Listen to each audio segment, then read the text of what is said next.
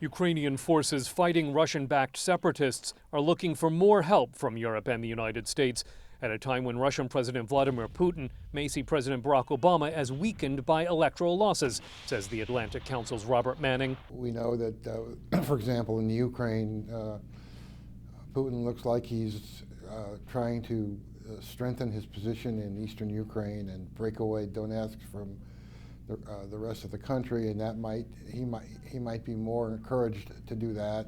President Putin faced little criticism on Ukraine at a meeting of Asia-Pacific leaders in Beijing, in part because of what former Putin advisor Andrei Illarionov calls a tactical pause in the Russian offensive. О чем это свидетельствует? Мне кажется, это свидетельствует о том, что сейчас взята тактическая пауза. This is partly the result of elections in the U.S. Congress and partly connected to Putin's visit to Asia. It was probably a decision that escalating the conflict would create a bad atmosphere during Putin's meetings with international leaders. But then, after this visit, we will see an escalation. Republican Senator John McCain, who's in line to chair the Senate Armed Services Committee, has been pushing President Obama to take a harder line against Moscow.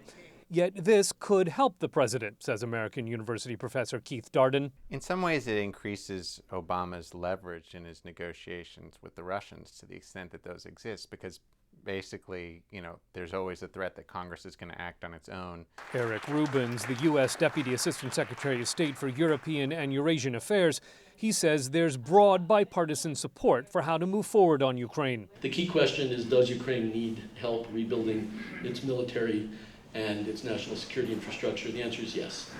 And are we committed to helping them? Yes, we are, very publicly. And there has been a significant amount of assistance since the crisis. There will be more. The question is what? And that's the debate that's going on now. In that debate, the installation of new leaders in Ukraine's breakaway regions could help fuel a Republican drive for stronger U.S. action, including sending weapons. If Congress gets involved, not only is it probably going to be more severe, including military aid and maybe some economic aid, there might be more significant sanctions on Russia, and they're much harder to undo. Prospects for tougher sanctions will be part of European Union talks in Brussels Monday, says EU Foreign Policy Chief Federica Mogherini. We will have a ministerial meeting in Brussels on Monday. So a discussion will be there, but I would say not just on whether to increase the sanctions, but most of all, how to support Ukraine in these times of difficult times. Difficult because of security on its territory.